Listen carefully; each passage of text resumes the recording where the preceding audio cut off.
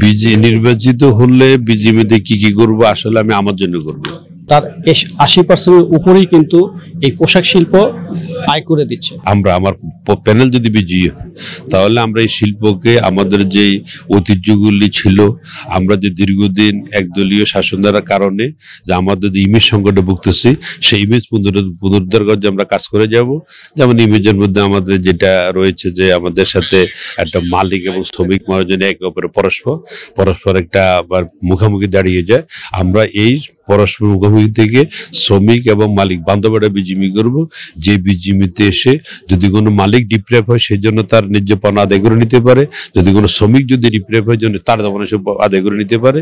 এবং বিশেষ করে আমাদের এই বিজিমিতে বা আমাদের পোশাক শিল্পে আমরা দৈনন্দিন আমাদের এক্সপোর্টে যে আমরা হুমকির সম্মুখীন হচ্ছি, আমাদের গ্যাস বিদ্যুৎ না থাকার কারণে আমরা গ্যাস বিদ্যুৎ কাস্টম ব্যাংক এগুলি নিয়ে আমরা কাজ করবো। ইন্ডিভিজুয়াল বলতে লাভ না, এটা টিম ওয়ার্ক। নির্বাচিত হলে বিজিমিতে কি করব আসলে আমি আমার জন্য করব। বিজিমিটা আমাদের মালিকদের সংগঠন। আমরা যারা এই ব্যবসার সাথে জড়িত, আমি যদি আমার ব্যবসা বুঝি তাহলে অটোমেটিক বিজিমি বুঝতে হবে, আপনি নিজে ব্যবসা বুঝছেন কিনা। যদি ফোরাম যদি নির্বাচিত হয় ইনশাল্লাহ আমরা আমাদের ম্যানিফেস্টো দিয়েছি, আপনারা ইতিমধ্যে ম্যানিফেস্টো পেয়ে গিয়েছেন। আমরা আমাদের ম্যানিফেস্টোগুলি ধরে একে একে করে এই শিল্পের যত সমস্যা আছে আমরা সিরিয়াল ধরে প্রায়োরিটি ভিত্তিতে আমরা সমাধানের চেষ্টা করবো ইনশাল্লাহ। বিজিবিতে যদি আমরা নির্বাচিত হতে পারি, আমরা প্রথমত যে দৈনন্দিন যে সমস্যাগুলো আছে সেগুলো নিয়ে কাজ করব। নাম্বার 2 হলো যে নীতি সহায়তা। আমি বেসিক্যালি বিজিবিতে যে গত বোর্ডের নীতি সহায়তা নিয়ে কাজ করেছিলাম। আমাকে যদি সদস্যরা নির্বাচিত করে এবং আমরা যদি দায়িত্ব পাই, আমরা বা সরকারের সাথে যে নীতি সহায়তা নিয়ে যে জটিলতাগুলো আছে এগুলো নিরসনে কাজ করব। দেখেন, আমাদের একটা বিশাল সেক্টর, বাংলাদেশের যে বৈদেশিক মুদ্রা অর্জন তার 80% উপরেই কিন্তু এই পোশাক শিল্প আয় করে দিচ্ছে।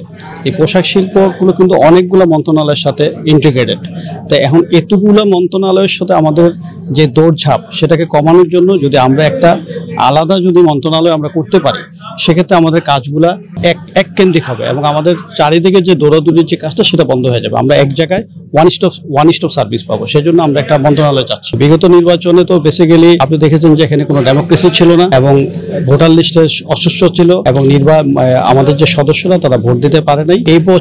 এইবার একটা সুষ্ঠু পরিবেশ ফিরে আসছে। আমরা 2 দল মিলেই বিজিবিতে আমরা পরিচ্ছন্ন একটা ভোটার লিস্ট তৈরি করতে পেরেছি এবং আমরা আশা করছি এই প্রশাসকের আন্ডারে এবং এই সরকারের হস্তক্ষেপে একটা সুন্দর নির্বাচন হবে, নিরপেক্ষ